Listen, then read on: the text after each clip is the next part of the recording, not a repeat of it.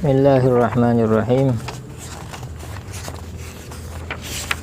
Syekh Muhammad Hashim Asy'ari punya judul kitab namanya At-Tanbihat Al-Wajibat. Ini judul kitabnya. At-Tanbihat Al-Wajibat liman yasna'ul maulid bil munkarat. Kemudian kitab itu dikasih ta'liq. Ini At-Ta'liqat Al-Wadihat 'ala Tanbihat Al-Wajibat yang ditulis oleh Syekh Asif Abdul Qadir Jailani. Syekh Hashim menulis kitab At-Tanbihat yang artinya peringatan, teguran, Al-Wajibat yang wajib disampaikan. Teguran bagi siapa? Liman yasna'ul maulid, bagi orang yang merayakan maulid Nabi. Tapi bil munkarat, yang diadakannya maulid itu dengan perkara yang mungkar syar'an, secara syariat. Ini wajib disampaikan dalam rangka supaya kita yang merayakan maulid Nabi Muhammad sallallahu alaihi wasallam tidak termasuk orang yang yahsabuna annahum yuhsinuna sun'a, orang-orang yang merasa melakukan kebaikan padahal sebenarnya mereka sedang melakukan kemungkaran.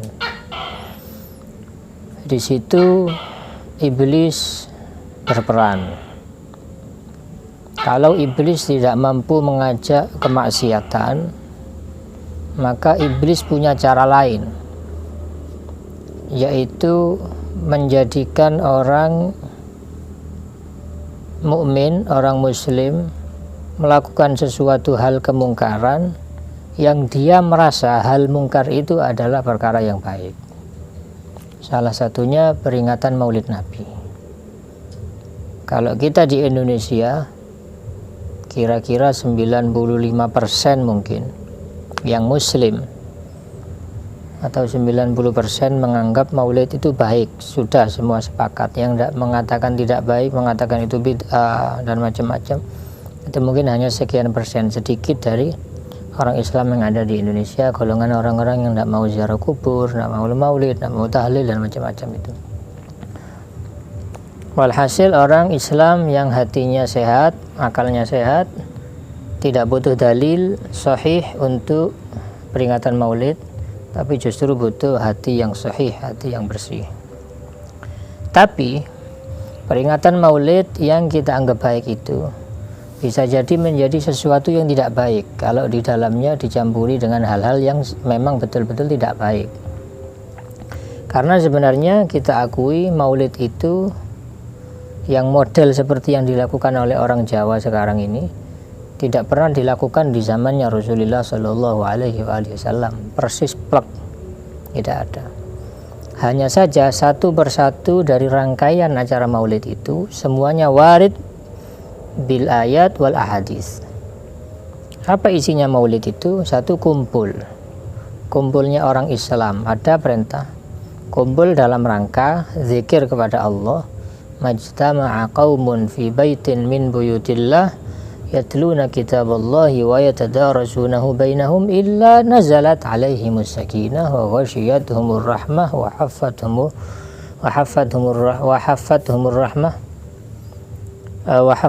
malaikah wa ghasyiyatuhumur rahmah wa zakarahumullahu ta'ala fi man indah. Kemudian di situ membaca ayat Al-Qur'an. Biasanya yang dibaca laqad ja'akum rasulun min anfusikum azizun alaihi ma 'anittum harisun 'alaikum bil mu'minina raufur rahim.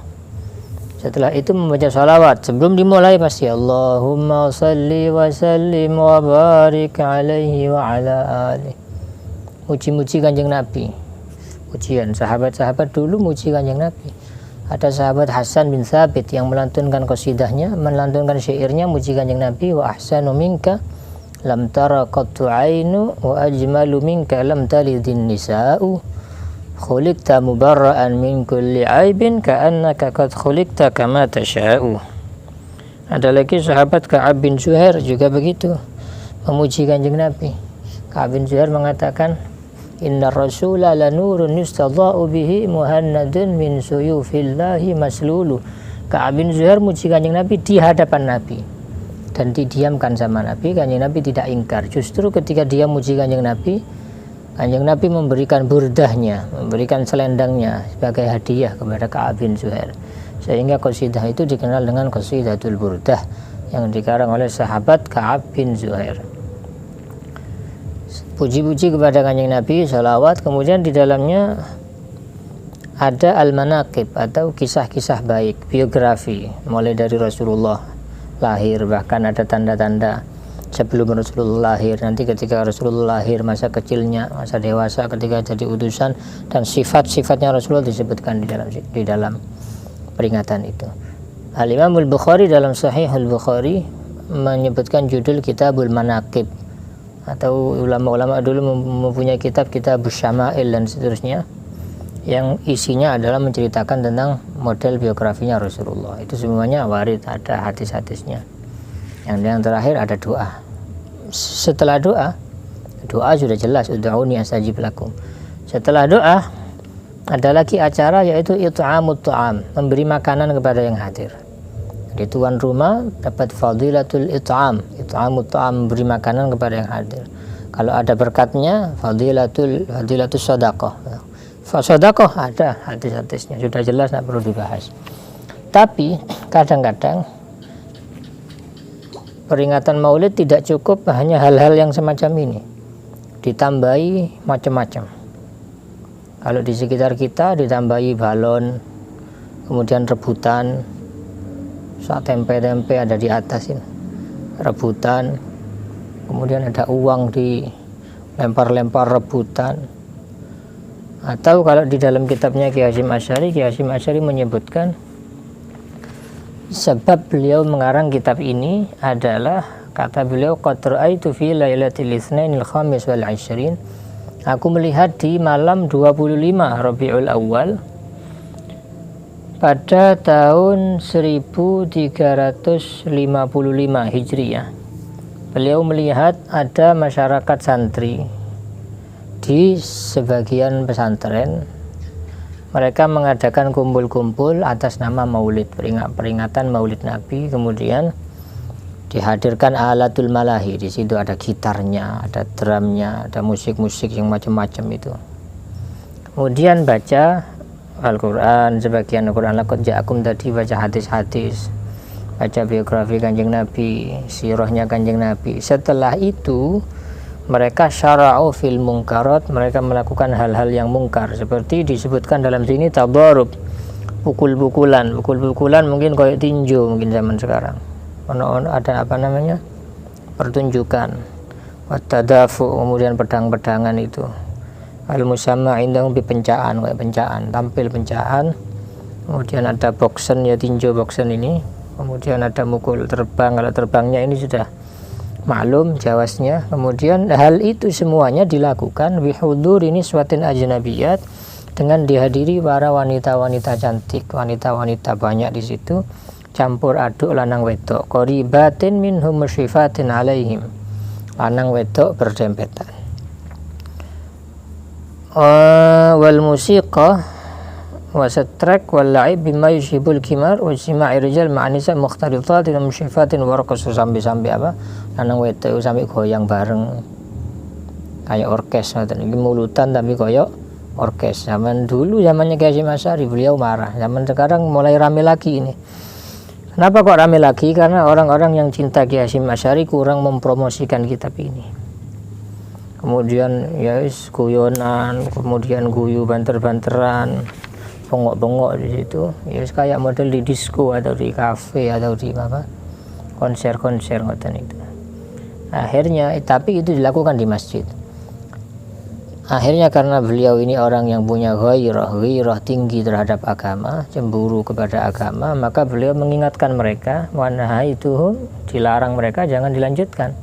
Wa angkartuhum, aku mengingkari, kata beliau, antil kal munkarat fatafarraqu wa ansarafu. Karena Ki Hasyim Asy'ari yang marah, mereka bubar. Lah dari situ inti dari kitab ini, kita tidak perlu membahas satu persatu, waktunya tidak cukup. Intinya kemudian beliau di At-Tanbihul Awal, At-Tanbihul Tsani, At-Tanbihul Rabi' dan seterusnya, beliau menyebutkan bahwa peringatan Maulid Nabi yang dicampuri dengan hal-hal mungkarat seperti tadi itu, khususnya yang zaman sekarang campurnya laki-laki dan perempuan, garis bawah di situ sekarang fokusnya di situ. Kadang-kadang lanang wedok kumpul bareng, apa mana pada waktu rebutan duit diuncalno, lanang wedok geruduk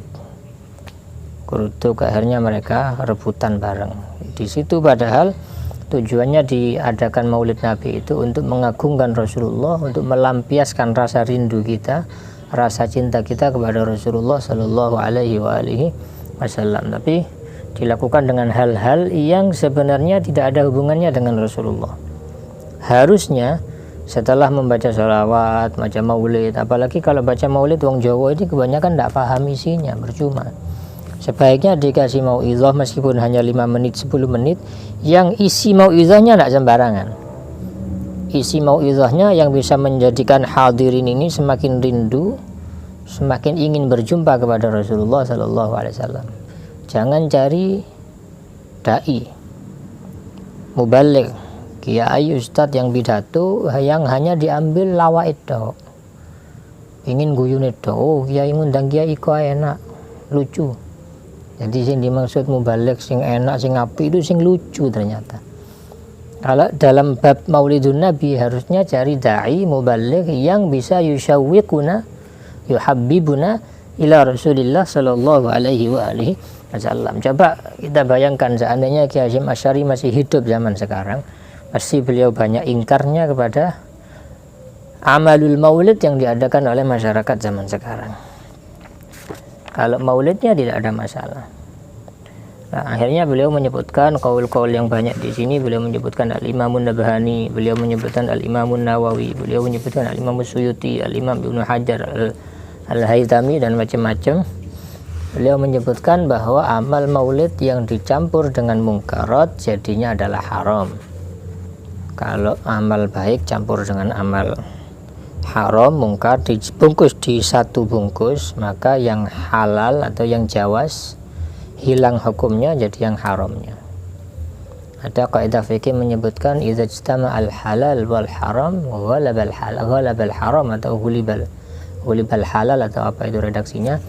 Yang jelas kalau kumpul antara halal dan haram jadi satu panggung, jadi satu acara, maka yang halal kalah, yang menang haramnya, maka dihukumi perkara haramnya.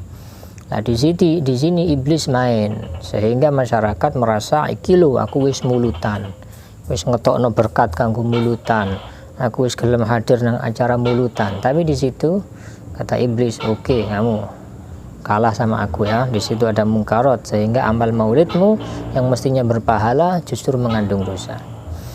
Itu singkat yang bisa saya garis bawahi dari apa yang ditulis oleh Kiai Hasyim Asy'ari dalam At-Tanbihat Al-Wajibat. Beliau menulis kitab ini tebalnya 50-an halaman, 60 halaman, 61 halaman. Semoga kula kali panjenengan bisa mengamalkan, merenungi amal maulid ini, karena ini sudah momennya Maulid Nabi di mana-mana. Semoga hadirnya kita di acara maulid membawa berkah, bukan membawa bencana. Sallallahu alaihi wasallam Muhammadin wa ala alihi wasallam. Alhamdulillahirabbil alamin.